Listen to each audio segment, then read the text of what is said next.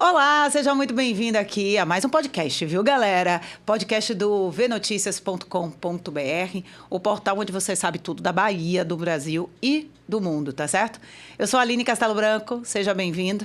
A gente vai falar hoje sobre saúde, tá? Mas antes, eu quero que você já deixe o seu like, curta aí, se inscreva no nosso canal e siga também as nossas redes sociais, olha só.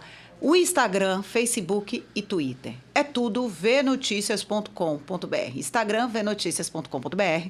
Tem também o Facebook Vnoticias e o Twitter Vnoticias. Então vai lá, tem notícias, tem... Olha, os stories bombam, que a gente faz muita coisa além dos bastidores, da notícia. A gente tem lá a parte de entretenimento, de política, que é importante. Enfim, segue lá para você ver, tá? Hoje a gente vai falar de saúde, né? Uma parte da saúde física que é importante para todos nós. E o convidado que está aqui é uma pessoa muito especial, porque eu já conheço ele, ó, de outras décadas. Só não vou revelar muito outras décadas, não. É muito... Pelo amor de Deus, a gente parece que é velha.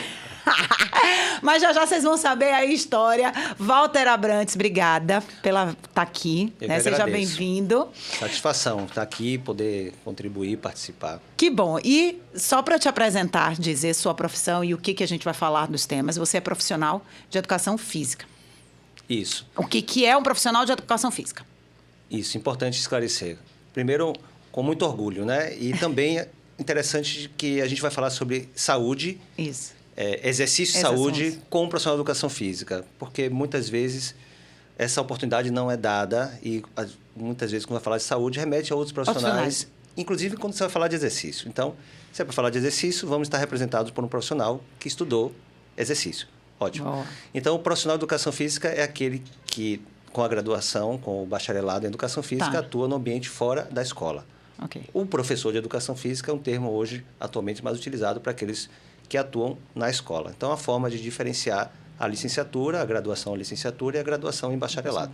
Ah, boa. Então, tá aí. Então, para quem atua lá, por exemplo, personal trainer, essa galera que faz exercícios, é o quê? São profissionais de educação física. Qualquer espaço que não seja escola, qualquer atuação tem que ser bacharel em educação física. Massa. E assim, como eu estava falando, né? Conheço o Walter, mais conhecido na roda teresiana como Valtinho. Valtinho, líder de equipe, líder de gincana. E a gente estudou na mesma escola, Teresa, que foi uma das maiores escolas aqui de Salvador, da década de 80, 90. E lá você era um grande líder mesmo, né? Não, ainda é, porque tem essa característica e essa personalidade. E Valtinho comandou várias gincanas, né? Atividades, sempre estava na frente das coisas lá, né? E foi uma época boa, né? Engraçado, eu comecei a ser líder de sala porque eu não era um bom aluno. Ah, é? Pô, não era bom aluno. Você acredita que me elegeram líder de sala... Não sei se a gente pode falar termos aqui. Por sacanagem. Como assim sacanagem, gente? Não, vamos aprontar aqui na eleição de líder de sala, vamos colocar a Walter como líder. Aí me colocaram como líder de sala inicialmente. Só que eu incorporei. Olha, tá vendo? Foi por um acaso. Acho que já existia uma certa liderança, sim. Aproveitar a oportunidade. Mas nunca era dado ao que não era o melhor aluno da sala, a liderança da sala. Né? Então já foi ali algo interessante. Beleza. E a partir dali, as gincanas... E foi a minha grande escola de liderar, de comandar. Com 14, 15 anos, você já falando em público para um grande auditório, com mesmo. Colegas já numa forma de liderança, ali de você distribuindo as funções, tarefas.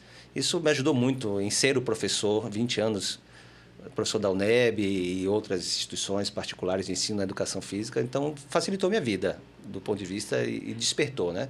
O Teresa teve isso. Teve. Teresa formou muitos professores. Formou mesmo, viu? E de educação física também. Ah, é? De educação física também? Treinadores, nosso amigo falecido Carlos Amadeu, Péricles Chamusca. Péricles, todos eles são teresianos, né? Que bom. O Teresa incentivava muito o esporte, então, tinha muitas quadras esportivas. Muitas quadras, esporte, também tinha atletas bacanas que saíram de lá, né? Tivemos excelentes professores de educação física.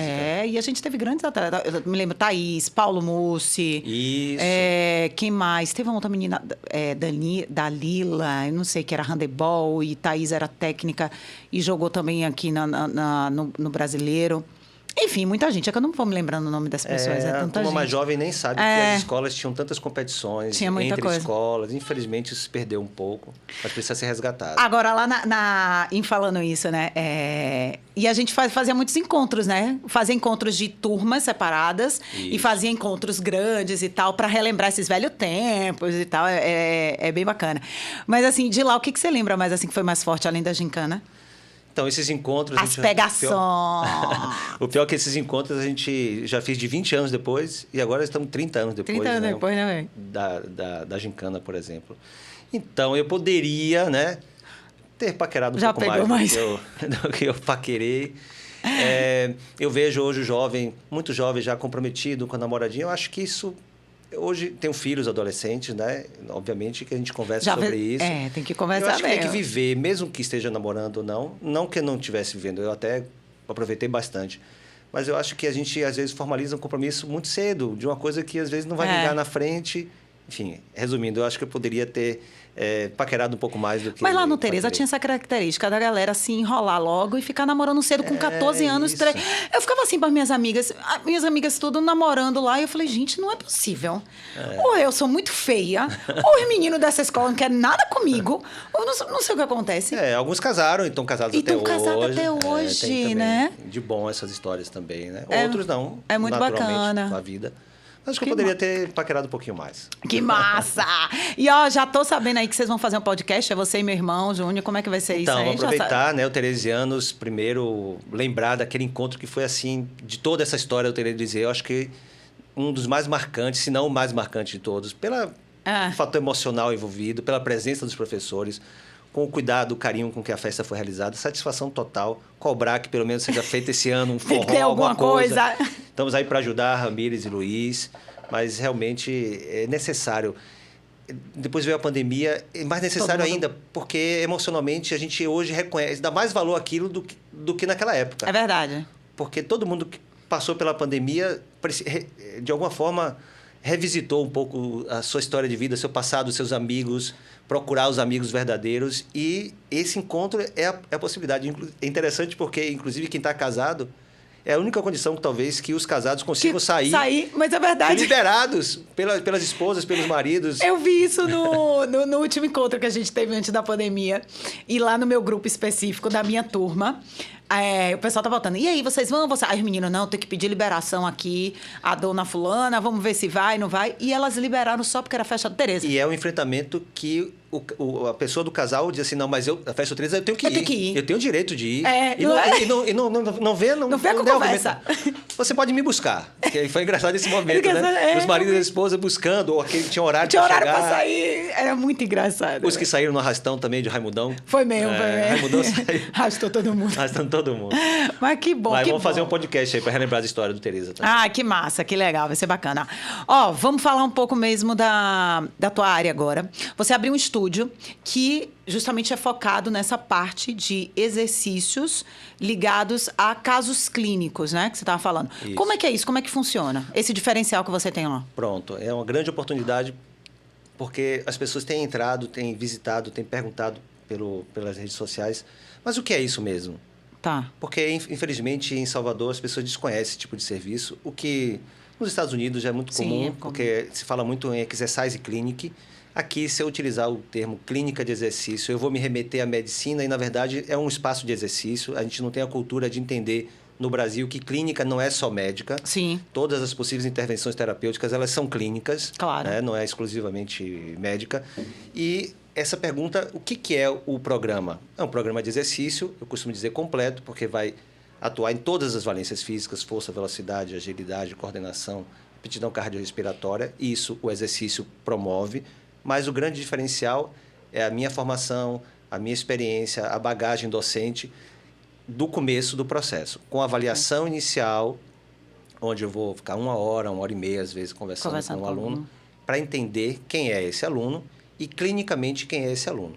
Relatório médico, os exames que ele vai apresentar, teste de esforço, exame de laboratório, as medicações que influenciam também a resposta ao exercício. Então, o ponto de partida é essa avaliação. Sem essa avaliação, não diferencia o programa. Okay. Porque dali é que eu vou traçar toda a estratégia para aquele aluno, considerando a condição clínica dele. Dali em diante, a gente vem para as aulas. Aí, nas aulas, a gente tem uma estratégia inicial. No hipertenso, a gente vai mensurar a pressão arterial. No diabético, a gente vai mensurar a glicemia. No indivíduo que tem problema respiratório, a gente vai ver saturação. Tudo isso todos os dias antes do exercício. Ok. A gente descobre pessoas que já são hipertensas e não sabiam. A gente descobre pessoas que estão com a glicemia elevada e não sabiam ainda que deveriam procurar um médico para investigar. Então, essa triagem, que é pré-aula, a gente pergunta sobre sono, como é que dormiu, nível de estresse, dor muscular, estado de fadiga, para daí eu começar a sessão de exercício. E, a partir do início do exercício, a gente tem ali um controle de frequência cardíaca. Então, cada um treina na sua intensidade respectiva, com relação à sua resposta de aptidão física.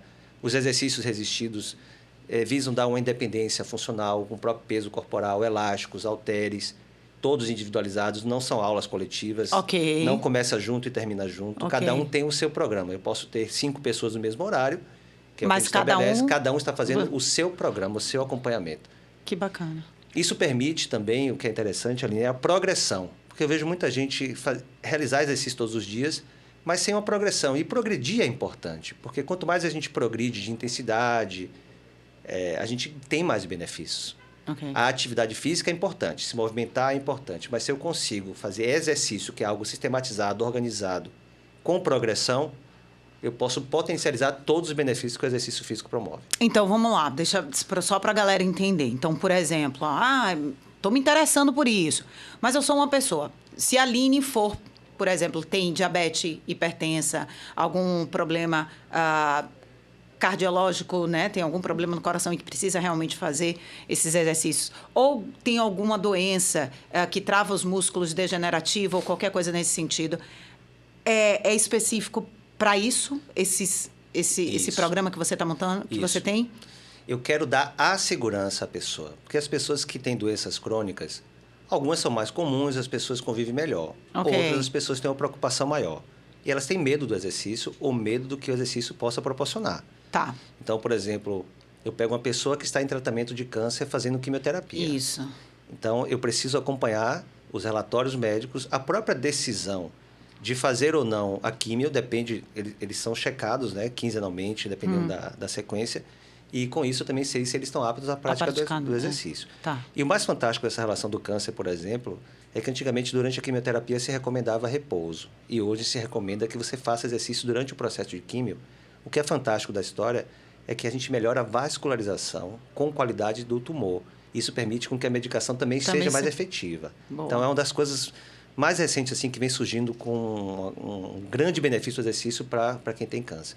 Mas é um indivíduo que, pela quimio, ele vai estar mais debilitado. Então, eu tenho que saber como é que está a pressão dele, saber como é que está a glicemia dele, o estado de fadiga, que é uma consequência da quimioterapia. Tá.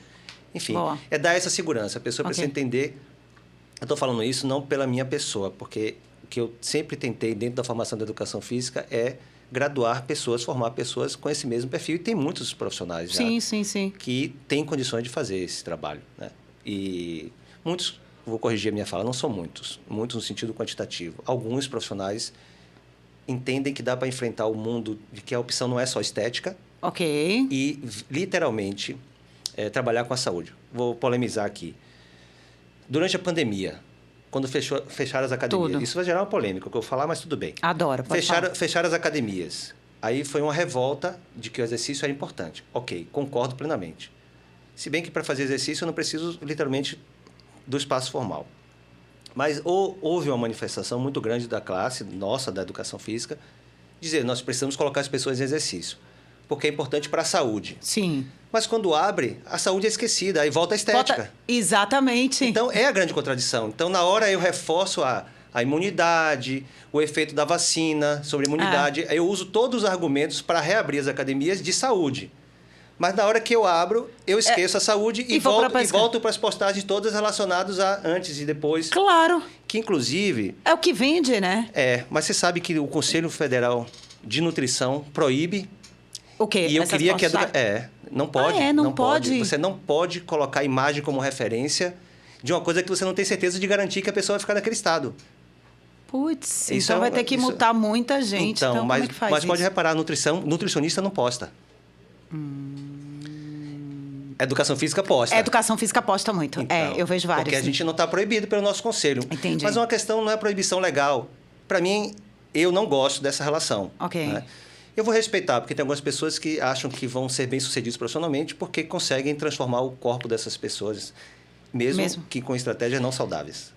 E é bom você falar isso porque eu sinto um pouco na pele, né? Eu não gostava de fazer academia, ginásio, pegar peso e tal. E agora eu tô voltando fortemente a essa atividade, não para emagrecer ou qualquer coisa do tipo, mas porque eu quero saúde, já passei dos 40 anos, né? Você perde massa muscular, eu não quero ficar com o meu corpo mole. Então, tem outras atividades que estão envolvidas e, claro, para o meu mental também.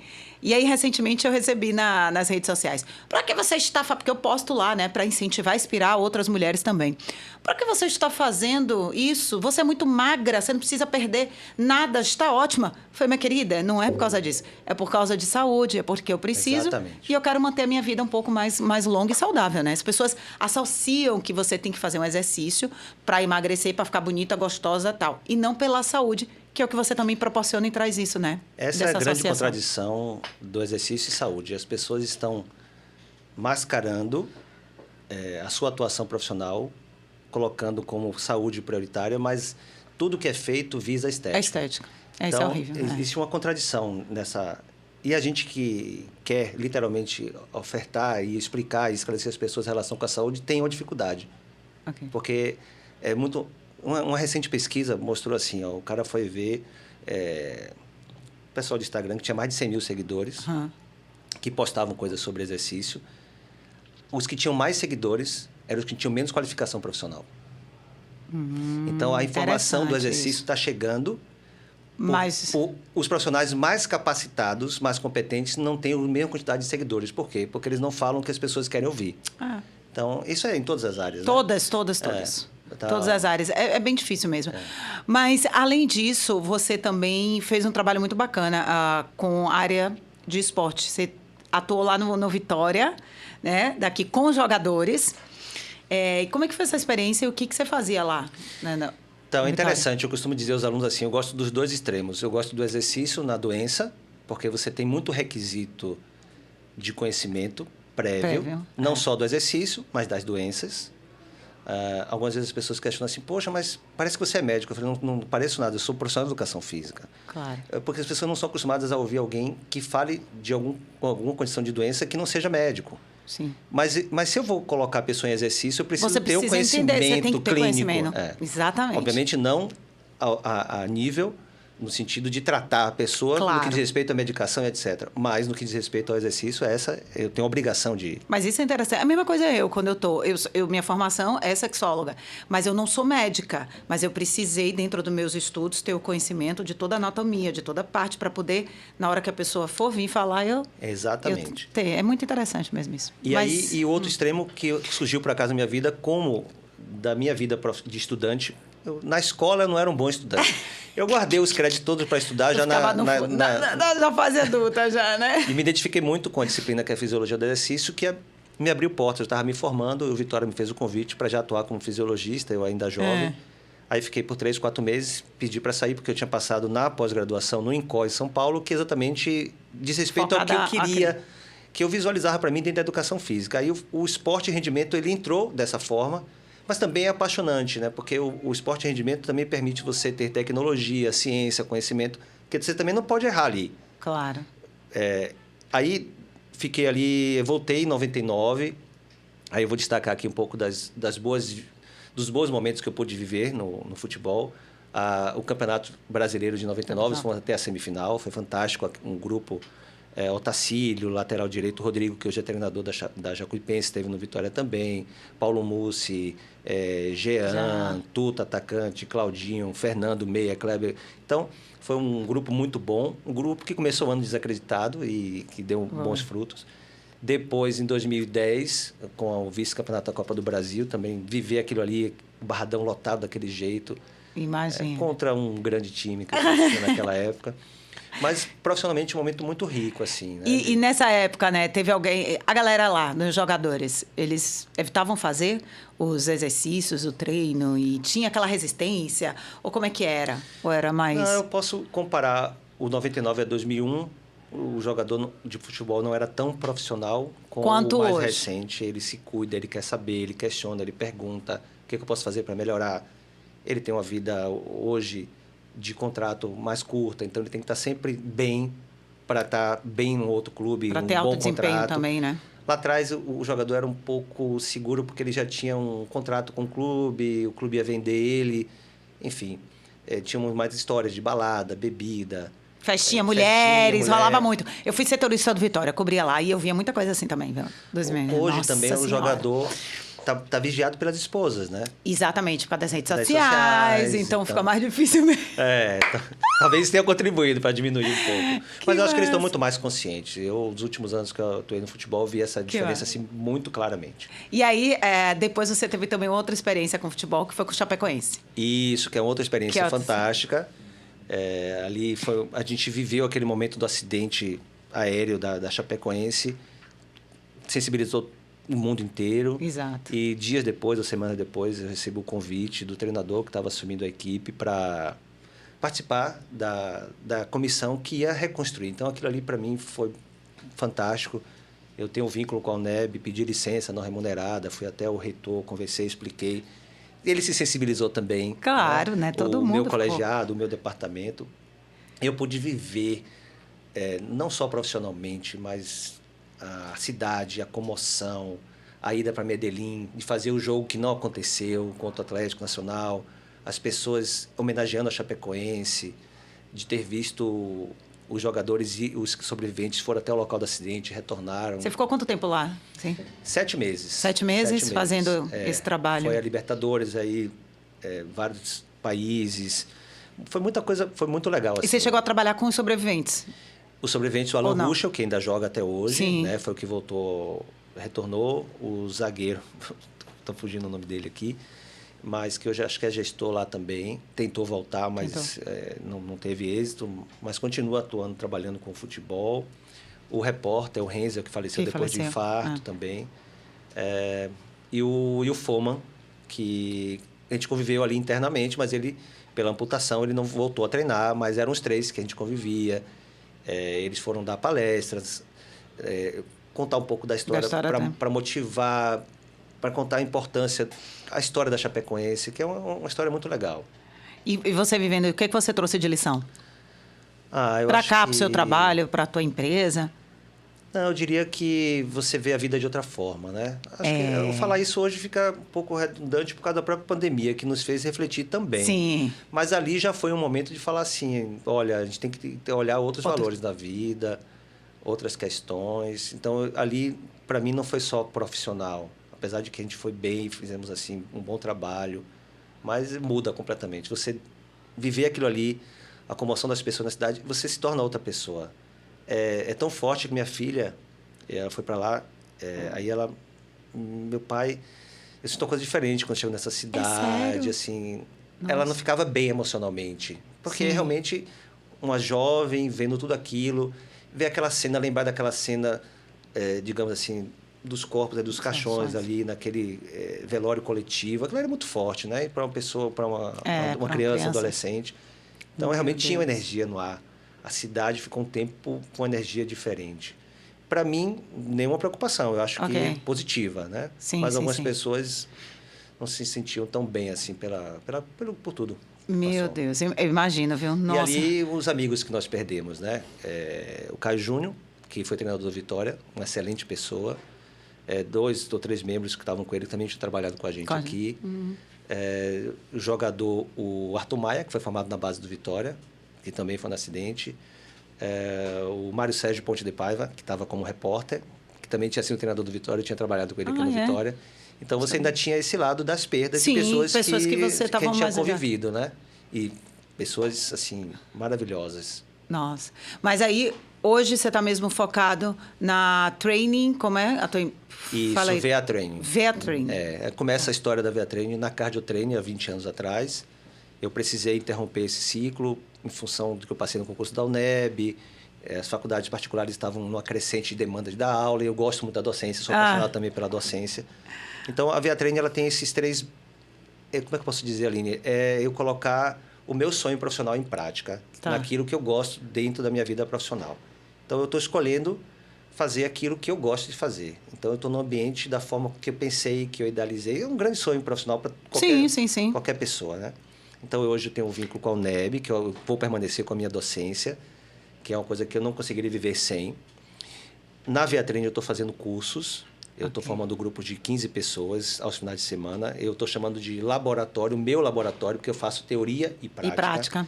Então, tem um local, faço a projeção, faço a teoria e vou aplicar a prática. Mas isso você está fazendo os cursos para outros profissionais de educação? Para estudante de educação física. Estudante de educação. E profissionais de educação física. Ok, tá. Estou tentando qualificar também. Boa. Não adianta eu estar sozinho nisso. Claro. Não pode ter a Viatrine só na Pituba. A sociedade precisa entender que quem tem essa condição clínica precisa de um lugar diferente. Seja na Barra, seja na Pituba. Sim. E eu não vou conseguir dar conta disso. E aí você depois vai espalhar isso, ampliar. Tipo uma franquia? Pode ser, mas o que eu quero, independente de ser a minha franquia, que é também um sonho, mas assim, que mais profissionais façam o mesmo serviço. Okay. Porque as pessoas precisam entender que existe um serviço diferente. Boa isso. Que não pode ser só outras modalidades que trabalham, que são vistas como saúde. Então, a sociedade precisa entender que nós temos um programa completo adequado para a condição clínica. Esse é o ponto. Boa. Então, a Viatrine, ela é curso, ela é esse serviço de assistência. Eu vou sair de lá agora, eu conversando com uma aluna, volta de 60 anos, a gente vendo 2 alunas mais velhas se exercitar, e a gente conversou sobre isso. Olha a importância dessa senhora estar fazendo exercício hoje, porque é uma senhora extremamente lúcida, com um cognitivo excelente, mas se a pessoa não cuidar, vai distanciando.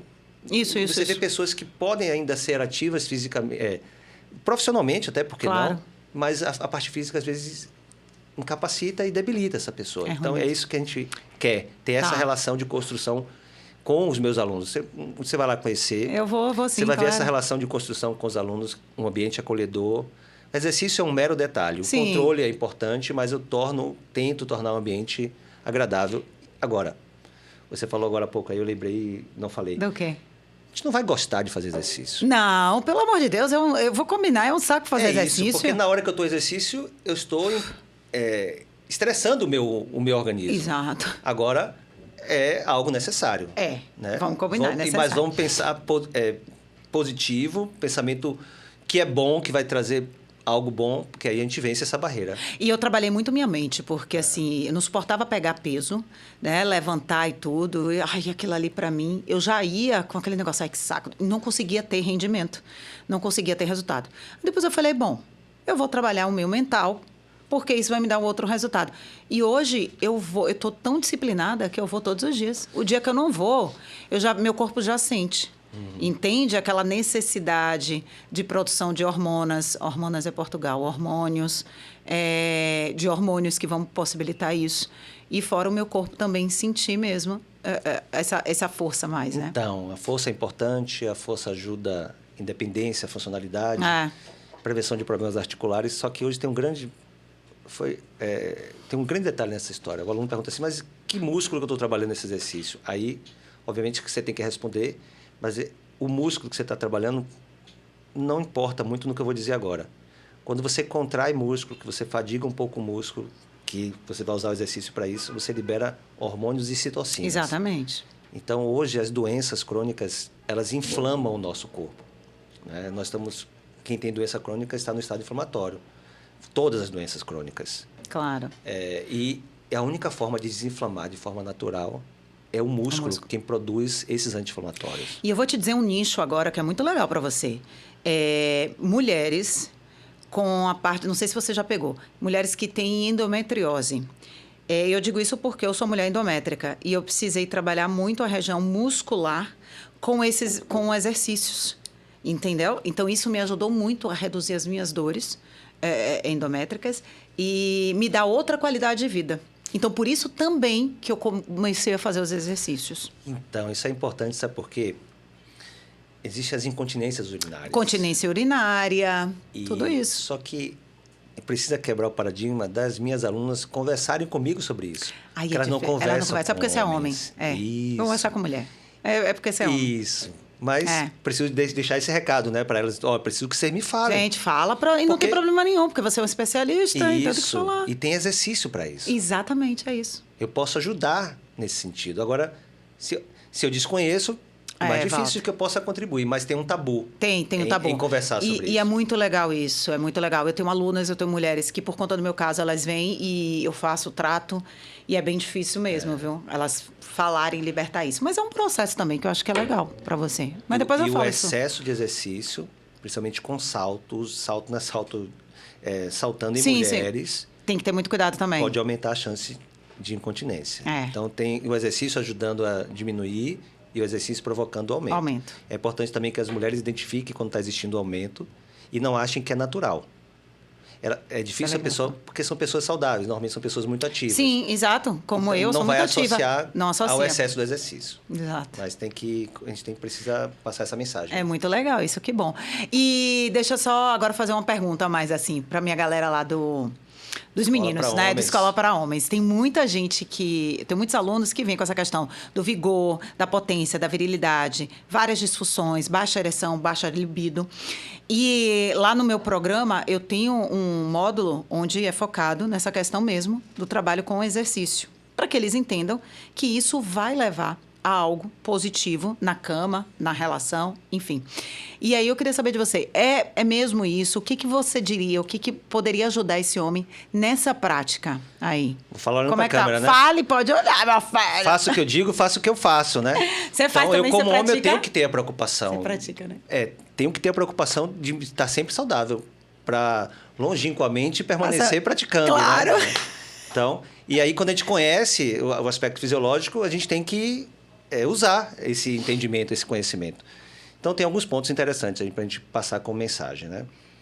Primeiro ponto, a questão de enxergar os nossos vasos arteriais como um órgão. A gente olha o rim, o fígado, o coração, mas a gente não olha o sistema vascular. O Covid trouxe um pouco essa discussão, porque era um vírus que estava afetando muito os aspectos vasculares. A hipertensão, a doença arterial coronariana, são doenças do vaso. Tá. E que o exercício físico estimulam as células que produzem uma substância chamada de óxido nítrico, que é um vasodilatador e antiagregante, ou seja, diminui a chance de formar placa de gordura naquele vaso. E torna esse vaso mais responsivo a dilatar. Lembrando que a ereção é um grande processo vascular. De vasodilatação. Lógico. Então, ter um sistema vascular mais saudável contribui decisivamente a um processo de ereção. Aí vem a questão do libido. Aí já depende dos níveis hormonais. Se eu estiver falando também alguma coisa equivocada. Testosterona é importante. E o exercício de força, o exercício com cargas maiores, eles vão estimular níveis hormonais de testosterona. Então, a gente vai aumentar. Lembrando que com a idade existe uma tendência natural de diminuição. Então, o exercício entra com essa contraposição. Entendi. E um ponto importante que eu tenho a falar é sobre o sistema nervoso simpático e parasimpático. Então, as doenças, a idade, o envelhecer vão nos tornando pessoas mais simpáticas, no sentido que não combina com a palavra, né? Mas pessoas mais estressadas, porque o sistema simpático é de luta, fuga, é adrenérgico. Ele é importante na nossa vida, mas ele não pode estar exacerbado. Porque quando ele está exacerbado, o parasimpático vai estar baixo e esse desequilíbrio é ruim para vários aspectos, incluindo o aspecto sexual. Porque o medo de não ter o sucesso, de não corresponder, faz a pessoa entrar ansiosa, nervosa. E o exercício contínuo, regular, faz a gente melhorar isso e talvez ele já entre nessa condição um pouco melhor regulado para o estresse que ele vai passar. Exato. Ele vai reduzir a ansiedade um pouco. A ansiedade que vai mexer com isso e vai dificultar todo o processo da ereção. Exato. Então, o exercício regular diminui a atividade nervosa simpática e aumenta o parasimpático.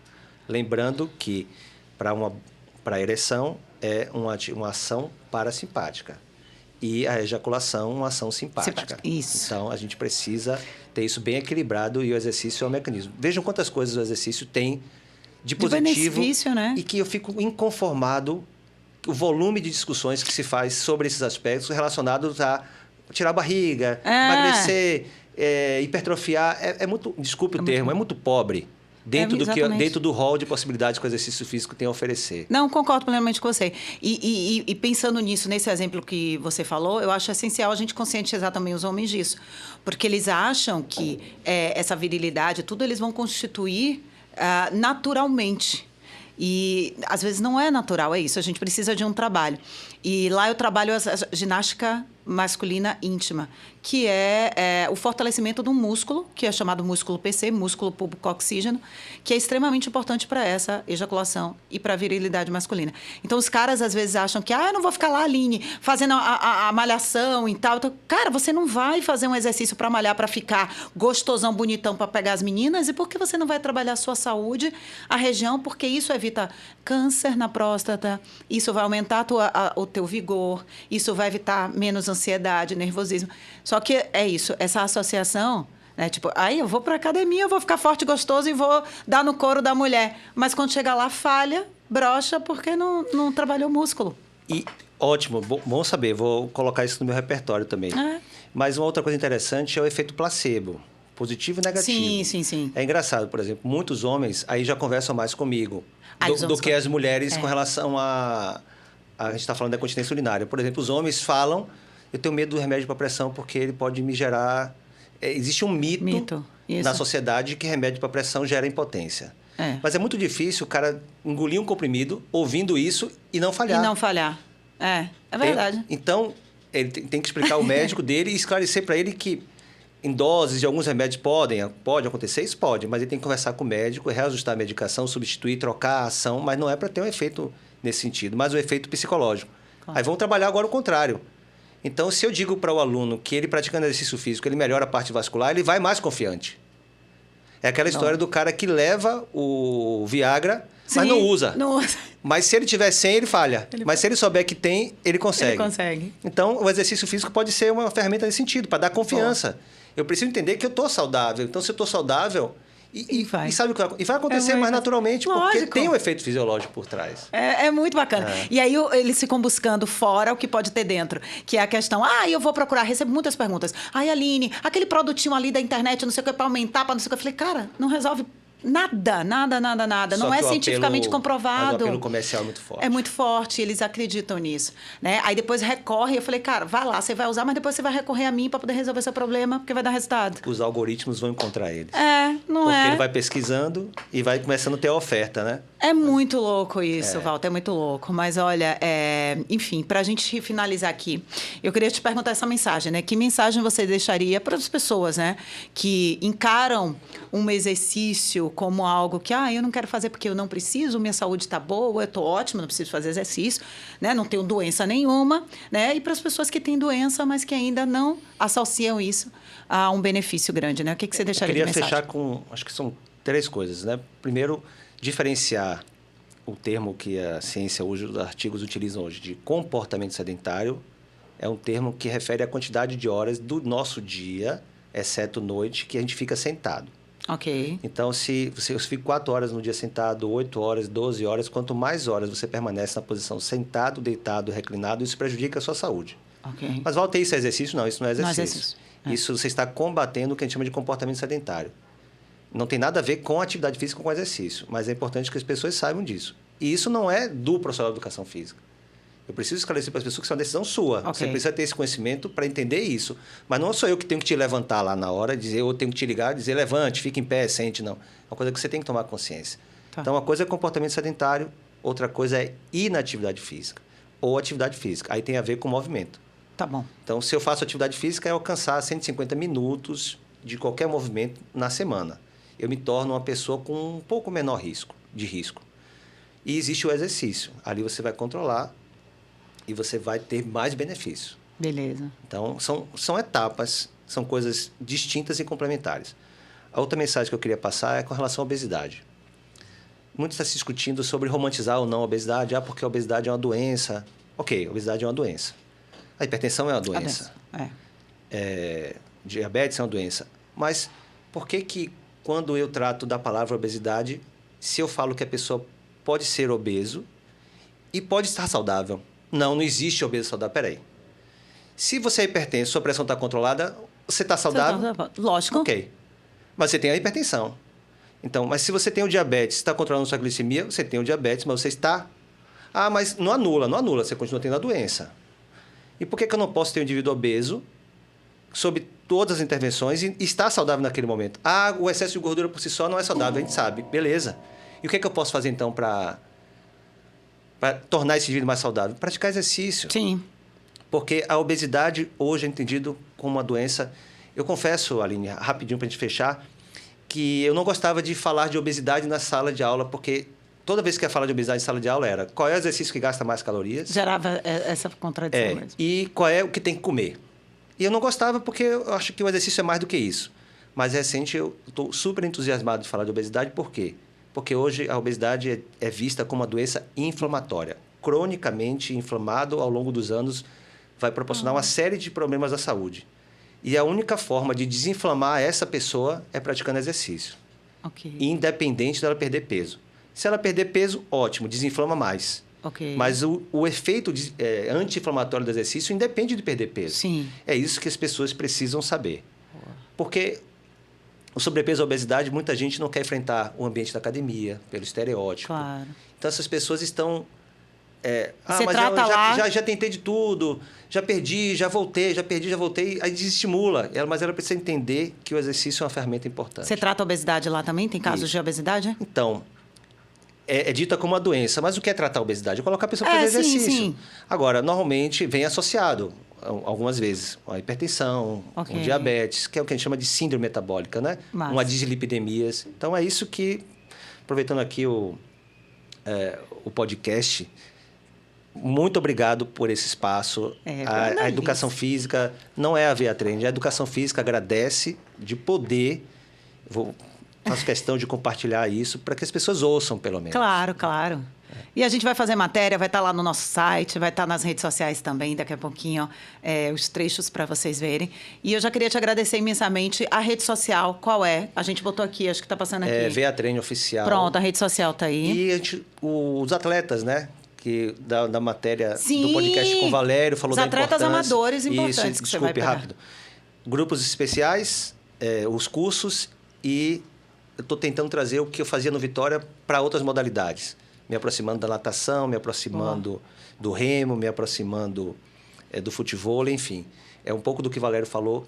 Ele precisou sair em um momento em Salvador, vários atletas precisaram sair. Porque não tinha esse apoio. Então, a Via Trend também é um lugar da gente acompanhar, usando toda a experiência do esporte profissional que eu adquiri em outras modalidades, para tentar contribuir um pouco em Salvador também nesse sentido. Massa, maravilha! Gente, vocês conheceram um pouquinho aí do Walter, né, profissional de educação física, tem aí a empresa dele. Então, é isso. Os contatos estão todos aí. Rede social, segue lá para melhorar a sua saúde física, que é importante, viu? Obrigada. Muito obrigado. Olha, a gente volta para o próximo Pode Ver aí. Você deixa seus comentários, curta o nosso canal, se inscreva também e siga as nossas redes sociais. Beijo, até o próximo.